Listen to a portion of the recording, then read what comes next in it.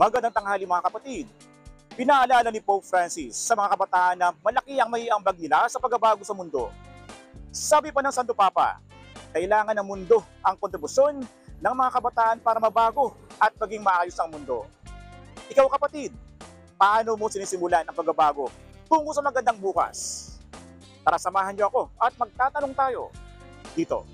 Makakatulong po ako sa mundo sa simpleng pagtapon po ng basura, pagpo at opo po, kung paano po ako dinisiplina ng magulang ko nung bata pa lang. Pagtulong din po sa mga nakakatanda sa atin.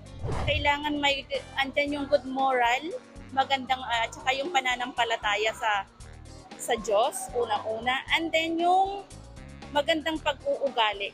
At saka kung ano yung itinuro ng magulang, iyon at iyon pa rin ang kailangan sundin natin. Sa tingin ko, maging mabuti tayo sa kapwa.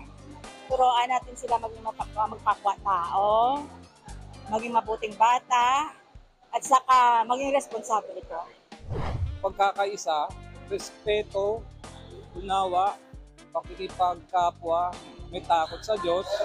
Ika nga sabi ng Panginoon sa Kristo, mahalin mong kaaway mo at mahalin mo rin sarili mo.